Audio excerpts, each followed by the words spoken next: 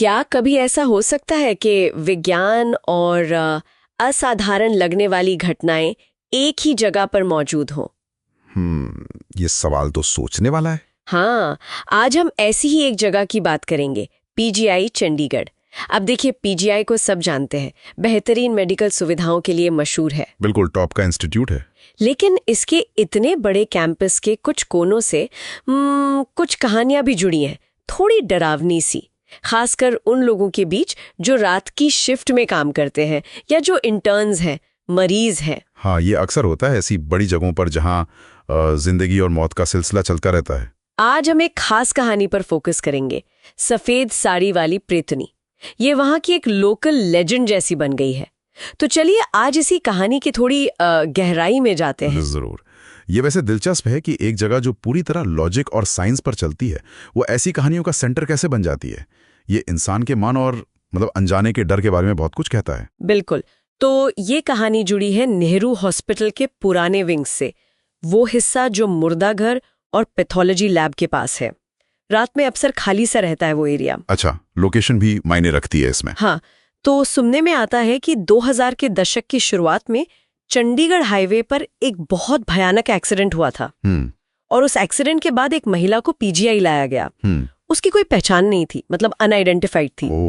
और आते ही she was dead on arrival, और कोई परिवार, कोई रिश्तेदार सामने नहीं आया। अकेली, बिल्कुल अकेली मौत, और वो भी ऐसी दुखद। ये बात अहम है। हाँ, तो कुछ दिन उसकी बॉडी मुर्दा घर में रखी गई, फिर अस्पताल के स्टाफ ने ही उसका अंतिम संस्कार कर दिया। और फिर बस कहते हैं इसके फौरन बाद ही रात के गार्ड्स और जो जूनियर नर्सेस थीं, उन्होंने अजीब चीजें महसूस करना शुरू कर दी। अरे, यहीं से पैटर्न शुरू होता है। एक ट्रैजिक अकेली मौत और उसके बाद पैरानॉर्मल एक्टिविटी की रिपोर्ट्स। तो क्या देखा लोगों ने? बताया जाता है कि रात को करीब 2 या 3 बजे पुराने इमरजेंसी एग्जिट के पास एक सफेद साड़ी पहने औरत चुपचाप चलती हुई दिखती थी। सफेद साड़ी? हाँ, ये भारतीय भूत कहानियों का एक क्लासिक एलिमेंट है। बिल्कुल। और गार्ड्स ने बताया कि जैसे ही वो पास जाने की कोशिश करते, वो गायब हो जाती थी। गायब हो जाना, ये भी टिपिकल है। और भी चीजें थीं, जैसे लिफ्ट का अपने आप खुल जाना। अच्छा। लेकिन अंदर कोई नहीं होता था। अच्छा। हाँ, कुछ इंटर्न्स ने बताया कि पुराने आईसीयू वाले एरिया में रात के राउंड्स के दौरान मशीनों के अलार्म बेवजह बजने लगते थे। बेवजह? मतलब कोई मेडिकल रीजन नहीं? नहीं, कोई रीजन नहीं, और अक्सर उसी टाइम के आसपास जब उस महिला की मौत हुई थी। ओह, ये तो कोइंसिडेंस थोड़ा डरावना है। और सिर्फ स्टाफ ही नहीं, आसपास के वार्ड्स के कुछ मरीजों ने भी शिकायत की, रात में किसी औरत के रोने की आवाज सुनने की, या ऐसा महसूस होने की कि कोई उनके बिस्तर के पास बैठा है। देखिए, यहाँ पर माहौल का असर बहुत हो सकता है। अस्पताल, रात का समय, बीमारी, दर्द, ऐसी हालत में इंसान का मन वैसे ही थोड़ा सेंसिटिव हो जाता है। आवाज़ें, परछाइयाँ, इन्हें गलत समझ लेना आसान है। शायद ऑडिटरी पेरिडोलिया या विजुअल पेरिडोलिया जिसे कहते हैं। हो सकता है, लेकिन जो सबसे रोंगटे खड़े कर देने वाला किस्सा है, वो एक जूनियर डॉक्टर का है। अच्छा, क्या हुआ? वो ड्यूटी रूम में सो रहा था रात को, और अचानक उसकी नींद खुली किसी धातु की ट्रॉली के रगड़ने की तेज आवाज से। अस्पताल में ऐसी आवाजें तो आती रहती हैं वैसे। हाँ, लेकिन ये अलग थी। उसने दरवाजे के कांच से झांक कर देखा, और उसने देखा कि एक पीली पड़ी हुई औरत एक स्ट्रेचर धकेल रही है। लेकिन उस स्ट्रेचर के पहिए नहीं थे, वो फर्श पर जोर से घिसट रहा था। अरे बाप रे, बिना पहियों वाला स्ट्रेचर? ये तो वाकई अजीब है ना? उसकी हिम्मत नहीं हुई दरवाजा खोलने की। जब थोड़ी देर बाद उसने फिर देखा तो वहां कुछ नहीं था, सब शांत।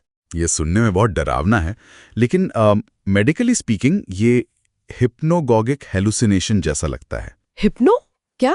हिप्नोगॉगिक हेलुसिनेशन ये नींद और जागने के बिल्कुल बीच की जो स्टेट होती है ना, उसमें होता है, जब दिमाग पूरी तरह जागा नहीं होता।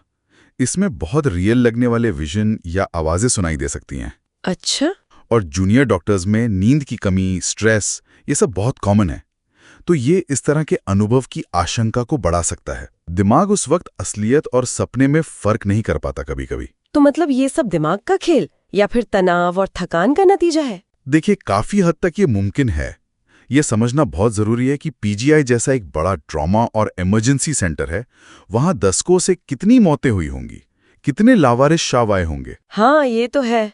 तो उस जगह के माहौल में एक भारीपन, एक तनाव होना स्वाभाविक है। वहां काम करने वाले लोग लगातार दुख, दर्द और मौत देखते हैं।